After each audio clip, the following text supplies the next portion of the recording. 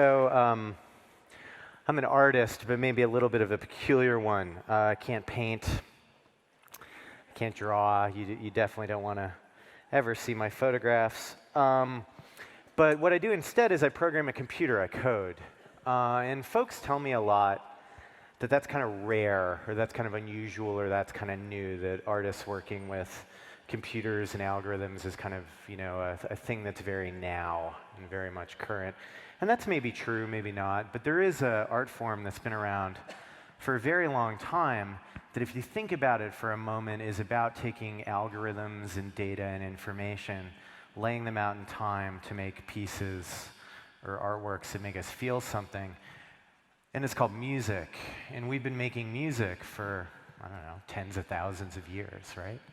And if you think about it, notes and chords and keys and harmonies and melodies and rhythms are just data structures, or just these algorithms that unfold right across time to make these kind of amazing works of art. And I came to art through music. So this is a piece of mine from way back where about 15 years ago, I started looking at ways in which you can turn music into image and vice versa. So what you're seeing on the screen is literally what the musicians are playing. And it's not an accident that it kind of looks like plants, because the underlying structure of the music is based on botany. And once you know how to do this, once you know how to code with media and data, you can do some pretty fun stuff. This is a project that I did back in 2006 for the Sundance Film Festival. Really easy to explain. You take every Academy Award Best Picture, shrink it to 1 minute, string them all together, okay? Totally unwatchable film. On the left, what you're seeing is Casablanca. On the right, you're seeing Chicago. This is just to illustrate. And so one thing you'll notice is that Casablanca is a lot easier to read than Chicago, right? Rick still looks like Rick, Ilsa still looks like Ilsa, Paris still looks like Paris. And what that's telling you is it's telling you, or showing you, how the editing has changed over the years. The average length of a cinematic shot in the 1940s was about 26 seconds. Now it's about 6 seconds, right? So we've developed this kind of cultural ADD that accelerating the media shows you.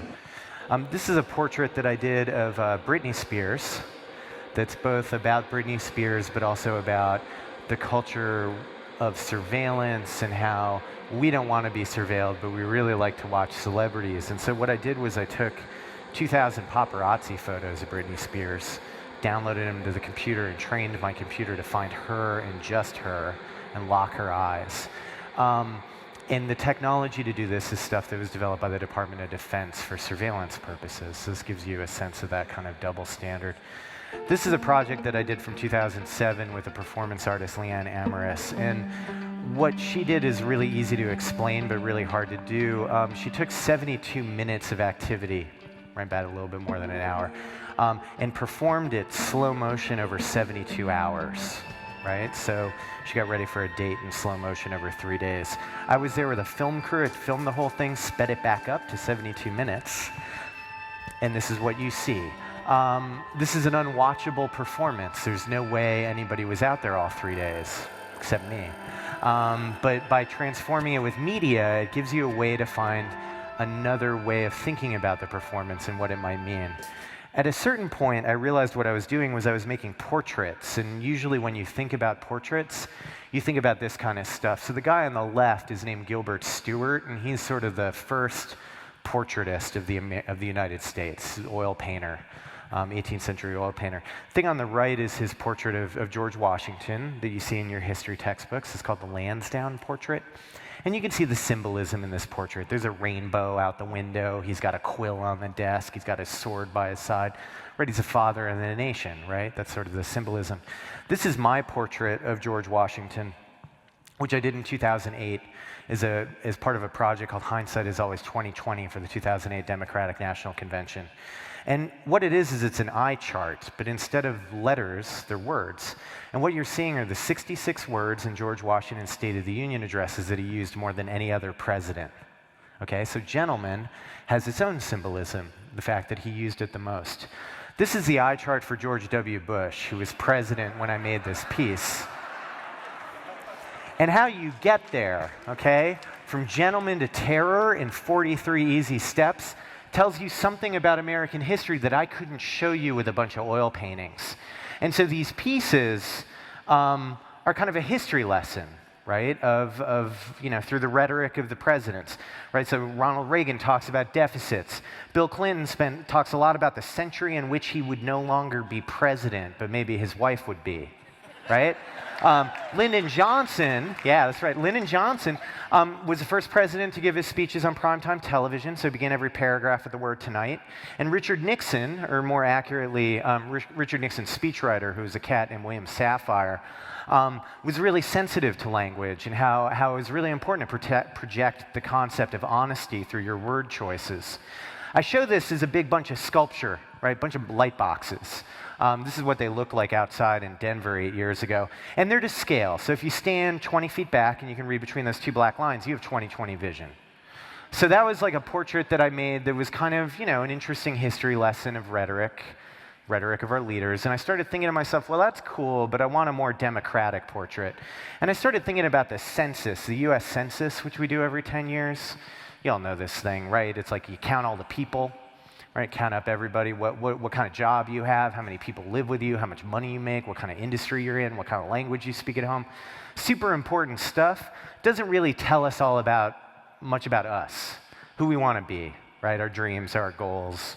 And so I started looking for a body of text floating around out there that was ordinary Americans describing themselves. And it turns out that the goldmine for this kind of stuff is online dating.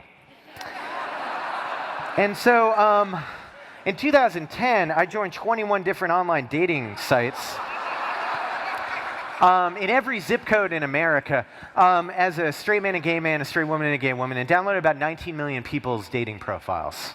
So about 20% of the adult single population in the United States. Sorted by zip code and did the same kind of trick, looked at words. So these are a couple dating profiles from Match.com from around then, with the word lonely highlighted. When you turn them into maps, you can start to see trends, right? So you can see that Appalachia is pretty lonely. All right? You can see that Nebraska is not very funny. All right? This is a kinky map. So what this is telling you, this is really important. I'm telling you, Congress needs to know this information. I think this is vital to our national security. What this is telling you is that men in southern New Mexico need to get together with women in Alaska and have a good time. That's what this is telling you. All right? And if you break this down into maps, you can do the same trick I did with the eye charts. You take every city, replace it with the word people use more in that city than anywhere else. So if you've ever dated anyone from Seattle, this makes perfect sense, man. You got heartbreak, you got pretty, right? Like they play in a band, right? So there's gig, right? They smoke, it's a cigarette. Email is Redmond, Washington, which is the headquarters of the Microsoft Corporation. Some of this stuff you can figure out. Los Angeles is acting, San Francisco is gay. Some of it's a little bit more heartbreaking, right? So Baton Rouge, they say they're curvy. You go downriver, people still talk about the flood. And folks in the nation's capital will say they're interesting, even though they're probably not. But folks in Baltimore will say they're afraid. I grew up somewhere between annoying and cynical in New Jersey.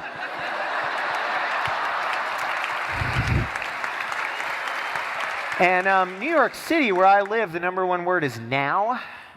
As in, now I'm working as a waiter, but actually I'm an actor, right? Y'all can see how that phrase would happen a lot.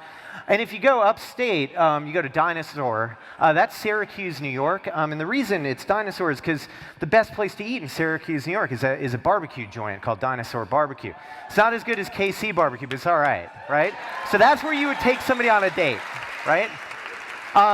My neighborhood, I live somewhere between Unconditional and Midsummer in Manhattan. I don't know what that means. And this is where we are, right? So this is the Missouri-Kansas border, all right? So you can see where we're at, all right? So this was another portrait I did. And I was thinking about, what if, right? What if, this whole red state, blue state thing kind of bums me out, right? So what if instead of all this, we had two political parties based on what you wanted to do on a Friday night, right? You have like the Netflix and chill party, right? And then you have like I want to go out dancing party. Because if you think about it, that's just as arbitrary as what we got now, right? And we could probably figure it out, right?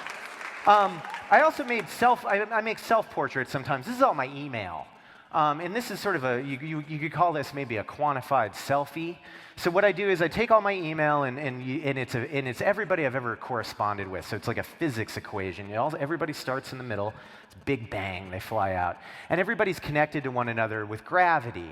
And the gravity is based on how long they've been emailing, how much they've been emailing, but it also does sentimental analysis. So if I say I love you, you're heavier to me, or you're closer into me. And then I handwrote all the names. Some of these portraits I make are more topical. So this is a Walter PPK 9mm semi-automatic that was used in a shooting in the French Quarter in New Orleans a couple years ago on Valentine's Day in an argument over parking. And this is a house where the shooting occurred. And this involved a little bit of engineering. I got a computer that can kind of drive a stepper motor on a camshaft. You take that thing and you bury it underneath the gun in a box, run a little wire up through the trigger, and then you put the computer in the box online. And what it's doing is it's listening to the 911 feed of the New Orleans Police Department. So anytime there's a shooting reported in New Orleans, the gun fires, right? And it's a blank, so there's no bullet, but there's big noise, big flash of light, and there's a cartridge, right? It's cartridge ejected. The cartridge is important because there's about 5 shootings a day in New Orleans, so the box fills up with cartridges. And you know what this is, right? You see this all the time. You call this data visualization, right? And when you do it right, it's really illuminating. It's really interesting. But when you do it wrong, it's anesthetizing. And I see this as kind of a problem, right? We look at newspapers now and we see bar graphs instead of photographs. And that's sort of telling us that we're starting to treat people a little bit like numbers. And so you want to watch out for that because somebody might treat you like a number someday and you won't like it. One last piece for you, which is hot off the presses. Did this last week. So Secretary Clinton and Donald Trump in their convention speeches used about 1,300 words each, and about 75% of those words are the same word.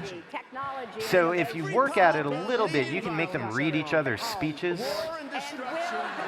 And this is an update of a piece I did 4 years ago for my friends at the Lawrence Arts Center in Lawrence, Kansas. And it's kind of fun. And you can see it online. And God, it's kind of unwatchable, so I'll just leave you with that.